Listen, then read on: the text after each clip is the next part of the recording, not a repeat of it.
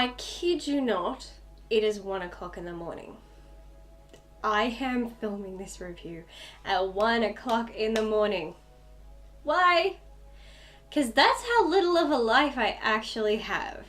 Why not catch up on my reviews by doing it at 1 o'clock in the morning? I do weird shit at 1 a.m. I clean the house at 1 a.m. I rearrange furniture at 1 a.m. I do the dishes at 1 a.m. Unless, of course, somebody else is here, in which case I'm just sitting in my room watching movies, which, by the way, at the moment, I'm catching up on season 5 of Grace and Frankie. Love Grace and Frankie! We're so happy to have it back. Love RuPaul's cameo. Love Jennifer Rhodes. It's so good to see a charmed alum appear. Calm down, I'm in the middle of the episode. She only just showed up. So I'm going to finish this so I can go back to watching her, okay? This is very, very important. Action Point is a 2018 American comedy film directed by Tim Kirkby with a screenplay by John Altshuler and Dave Krinsky from a story by Johnny Knoxville, Derek Frieda, John Altshuler. What is with the names? Dave Krinsky and Mike Judge. That's a lot of writers. Inspired by the 2013 short documentary The Most Insane Amusement Park Ever, it sees a daredevil design and operate his own theme park with his friends. This film at its core is just Jackass meets Wild Hot American Summer. I can't say it was a combination I particularly enjoyed. While it's great to see Jackass alum Johnny Knoxville and Chris Pontius reunited, it all felt a bit tired. Watching Knoxville cop several crotch shots and an endless supply of concussions in the name of entertainment has lost all its entertainment value. Instead of finding his continuous pain and suffering amusing, it had me constantly concerned. He's no spring chicken, and after all his body has endured, which stunt will be the one that kills him? Is there any point to these dangerous stunts, especially when there's absolutely no payoff? While I certainly had perhaps 1 or 2 short-lived chuckles, I can't particularly say it was a result of the film's well-written humour. It was more a pure coincidence. Plus, for the most part, I am easily amused by benign things.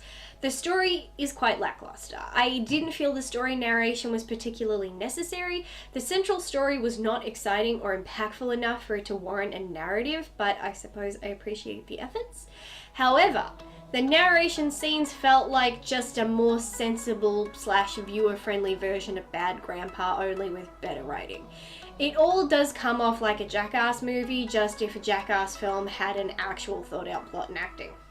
Having said all that, I will now say I was surprised to see the film deliver some heart and a genuine connection between our father and daughter characters. During those scenes, I saw Knoxville deliver genuinely good acting from a real place that didn't rely on crass jokes or self-injury. It took a very long time to reach this point, and I wish it had been more prevalent, as it felt very glazed over for the majority of the film, but once we reached this moment, I found it very touching. At this moment, the film became about a man who loves his daughter, who felt he failed her, and when he lost her, he clung to the only thing he had in his life. Now he's trying to face his fears and work and be a better father while he still has the chance. Sure, it took us nearly an hour to get to this, but it was so sweet and delivered so well that it kind of made everything before it worth it. I had no idea Knoxville was capable of that kind of acting or range.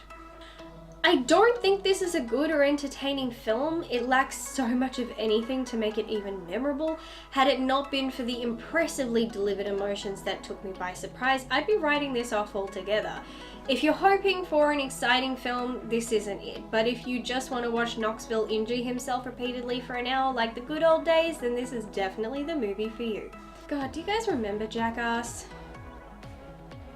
I mean, I admit, I enjoyed watching the movies, and there were plenty of scenes where I was either pissing myself laughing or dry reaching on the brink of throwing up, and that happened many a time, and it's really sad what has kind of become of many of the Jackass guys. Bam Margera in and out of rehab, and I think it was Ryan Dunn who was killed in the car accident, which is partly why Bam Margera is in and out of rehab. He never quite got over that.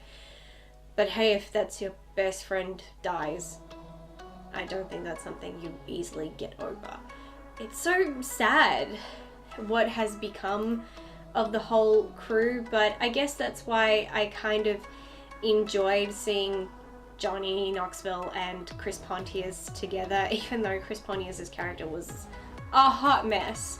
It was just kind of nice seeing them together. It kind of took me back to simpler times before, you know, people's lives truly went to shit. So, I mean, if it's your kind of thing, definitely go and watch it, but I really don't think it has that much to offer. I feel bad because Johnny Knoxville suffered like, I think 8 concussions and a broken leg. He ruptured something. I can't remember. I had a list. I wrote it on my trivia thing.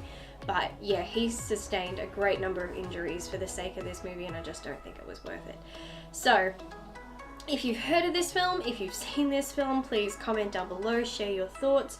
And if you haven't heard of this film, please comment down below just to say, oh my god, I've never even heard of this movie. I will take that as well.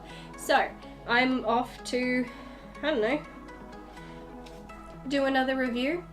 It's 1 AM, I've got nothing else to do. So, until next time, bye.